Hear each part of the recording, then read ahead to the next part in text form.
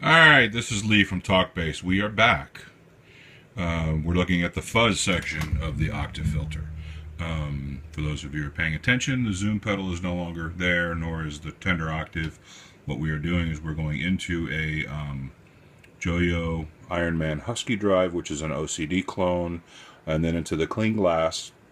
These are true bypass pedals. You can run them without the power supply plugged in, so they're not doing any noticeable tone suck or gain suck when they are off. And then we're going right into the fly rig, running the SansAmp section, and then we are going into the front end of the Veyron, and this is the MOSFET one, and hitting that is feeding a Carvin 212 cabinet that's used to be a combo, but the head blew up.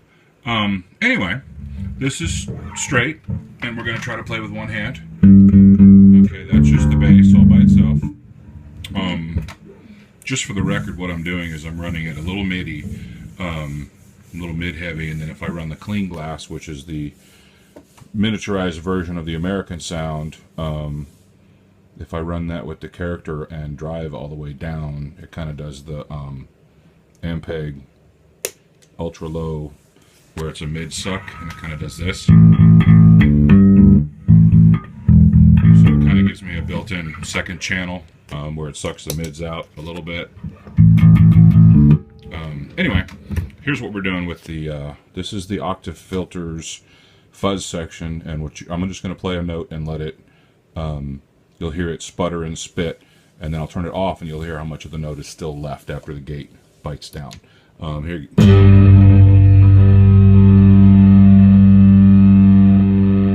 Okay, it's now gated. The note's still going. Now granted, there's not much of the note still going, but it's still there. So if you do any, I'm going to, apologies up front to not only Mike from Bass Central, but Billy Sheehan, because I am neither. Mike is much better at the tapping thing than am I, but I'm just going to do a little stupid Sheehan-y stuff, and just you can kind of hear it chopping even with that going. So again, we're going to lay it face down in the dirt. Actually, I think I'm going to shoot it up this time because it was kind of bright. Anyway, we're going to go up at the ceiling, and I'm just going to do a stupid little tappy thing. You can almost hear it gating. You can hear how quickly it gates. See? You can't even tap. It gates that shit out. As compared to the Joyo Husky Drive,